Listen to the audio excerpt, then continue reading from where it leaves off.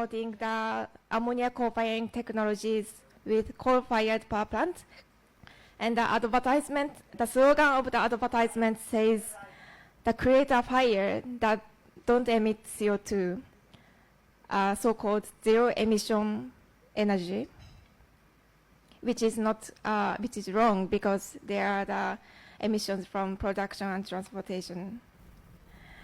So one of the biggest issues of ammonia and hydrogen co-firing is they result in no meaningful CO2 emission reductions. The emissions from 50% and 20% ammonia co-firing is equal to or more than that of that emissions from gas-fired power plants, and it is far from IEA net zero scenario. And also, the both gray and brown ammonia produced from fossil fuels have life cycle emissions higher than unabated coal combustion. And the study conducted by Korea suggests that there is issues of air pollution. The total emissions of precursors of PM 2.5 increased significantly with higher ammonia co-firing rates. So it will cause a serious air pollution problem and leading to various diseases such as lung cancer. The Japan's government promotion to these kind of false solutions also not consistent with G7 agreement. Japan already committed to end new direct public financing for international unabated fossil fuel sector by the end of 2022. But the Japanese government applying their own interpretation to this statement by saying that the fossil fuel power plants with co-firing technology can be categorized into abated fossil fuel sector.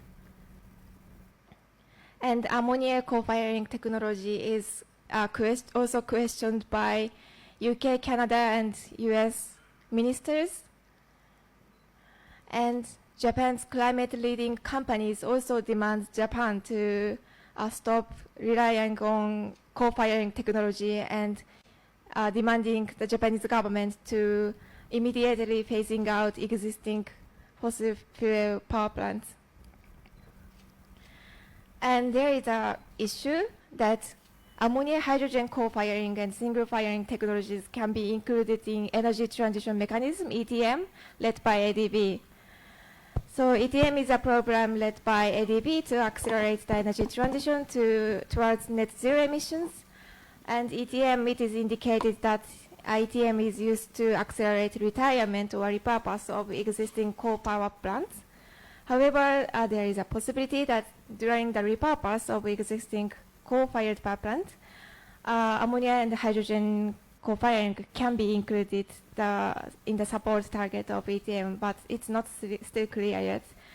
On the other hand, the JETP, Just Energy Transition Partnership, there are not the ammonia hydrogen co-firing and single co-firing is not applicable in JETP. And JICA also promotes to introduce ammonia hydrogen co-firing in Bangladesh through the implementation of IEPMP, as Yuki said yesterday's sessions in his slide. But there is a problem that there are so high cost of ammonia hydrogen co-firing. The JICA's estimate in IEPMP lacks economic rationality because JICA estimates in the draft of IEPMP that the generation cost of co-firing will be higher than those of renewable energies. JICA also plans to introduce ammonia hydrogen co-firing in MIDI master plan.